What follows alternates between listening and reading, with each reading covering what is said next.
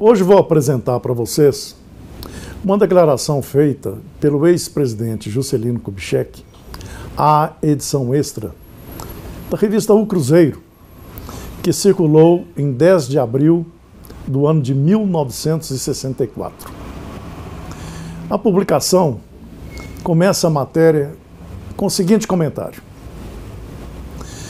dizendo que a legalidade é anticomunista, mas não é antipopular, o ex-presidente Juscelino Kubitschek, candidato do PSD ao Palácio do Planalto em 1965, afirmou em entrevista exclusiva ao Cruzeiro, edição extra de 10 de abril de 1964, que a hora é de grandeza democrática e que o Brasil precisa de reformas contra os privilégios e contra os extremismos.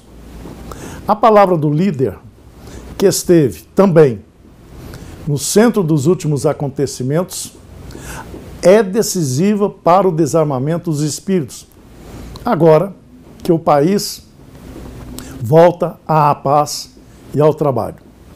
A seguir, o texto publicado de autoria de JK. É com pensamento voltado para Deus, grato à sua proteção ao Brasil e ao seu povo, que saúdo a nossa gente pela restauração da paz, com legalidade, com disciplina e com a hierarquia restaurada nas Forças Armadas. No auge da crise, quando era próxima a possibilidade de derramamento do generoso sangue brasileiro, o apelo à paz, com legalidade, disciplina e hierarquia, tinha de ser ouvido. E foi ouvido. A paz está mantida, a legalidade é engrandecida, a disciplina e a hierarquia rejuvenescidas. Mais do que nunca, o Brasil precisa de paz. Nos espíritos e nos corações, há a mente clara para pensar sem ódios e sem rancores. A convalescença terá de ser curta, sem radicalizações e sem ressentimento. Não manteremos a paz da democracia representativa com sentimentos de vingança e rancores condenáveis. A hora é de grandeza democrática, de grandeza da própria democracia, de volta à rota do progresso pela criação da riqueza e da multiplicação das oportunidades de viver melhor. Sem progresso, não haverá liberdade para alcançar a justa distribuição da riqueza. Continuaremos a socializar o escasso. A paz não exclui, todavia, a vigilância democrática.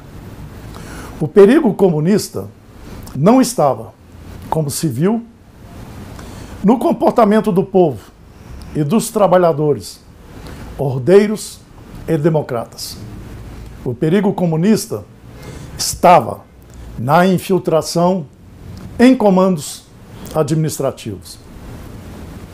A vigilância democrática não significa, porém, a oficialização em qualquer ponto do território nacional do liberticídio, do desrespeito às liberdades individuais e associativas,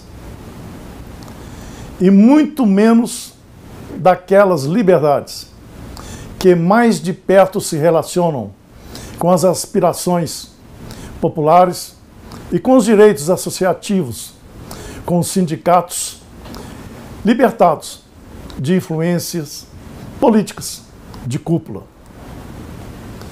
A legalidade é anticomunista, mas não é antipopular.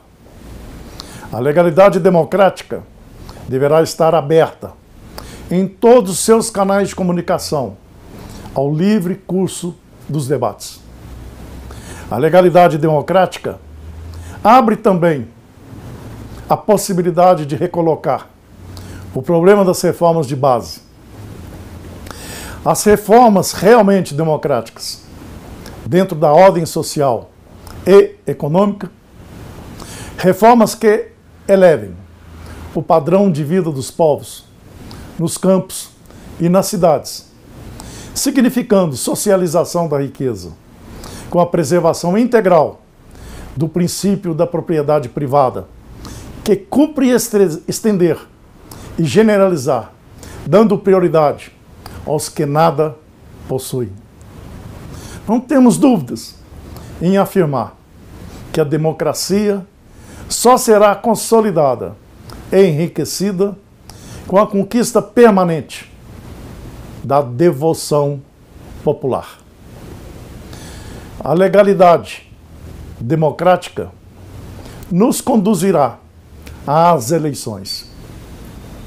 Será a continuidade do regime, já restaurado com a posse pelo Congresso do meu eminente companheiro de partido, o presidente Ranieri Mazzilli.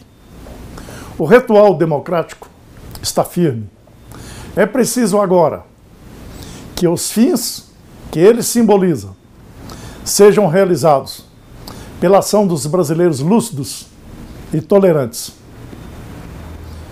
O Brasil das reformas é o Brasil democrático, contra privilégios e contra extremismos. É o Brasil sem frustrações, esperançoso, rico e mais justo. Considero relevante citar ainda relato do jornalista Carlos Heitor Coni e declaração posterior do próprio JK sobre o golpe de 1964.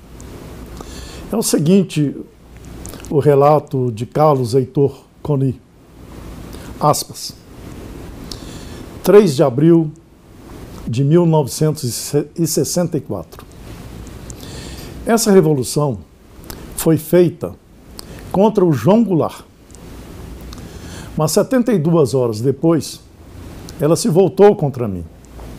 Costumava dizer JK a seu amigo Adolf Bloch, sem amargura na voz ou no gesto, apenas como constatação de realidade que vivera a partir do terceiro dia do movimento armado, que deixara de ser um golpe corretivo e se prolongava em sucessivos lances, buscando a institucionalização de um novo regime. Ele soubera, por intermédio de amigos comuns, da reunião no Ministério da Guerra, quando os governadores mais ligados à deposição de Goulart foram levar o nome do general Castelo Branco ao chefe militar que assumira, por conta própria, o controle do movimento. Nessa reunião, Lacerda, governador da Guanabara, na argumentação de que o governo Mazzilli não podia durar, deixara escapar a senha que serviria de código para novos movimentos. Mazzilli já convidou até o Israel Pinheiro, homem ligado a Juscelino, para a chefia da Casa Civil. Ou seja, o fato de alguém ser ligado a Juscelino equivalia, na cabeça dos novos detentores do poder, a uma parcela de culpa e cumplicidade com o regime deposto. Nivelava, no mesmo fosso, dois homens distintos, Jango e JK, e dois governos diversos. E para finalizar, eu apresento uma declaração posterior de JK sobre o mesmo tema. Aspas. Eu tive a resistência humilde, digna, a resistência do homem que nunca se curvou diante das ameaças que lhe fizeram, que resistiu a tudo, enfrentou uma revolução sozinho e desarmado. Revolução que procurou transformar a sua imagem completamente e que fez, de uma maneira mais cruel, da maneira mais terrível, o esforço para apresentá-la ao país da maneira diferente do que tinha sido. Fecha-se aspas. Esses textos constam do livro intitulado Juscelino Kubitschek, Profeta do Desenvolvimento, Exemplos e Lições ao Brasil do século XXI, de minha autoria, e que será lançado em junho próximo. O livro, contendo 2.336 páginas, compõe-se de 3 edições impressas distintas. O volume 1, Profeta do Desenvolvimento. O volume 2, O Desenvolvimento em Primeiro Lugar, a construção de uma nação próspera e justa.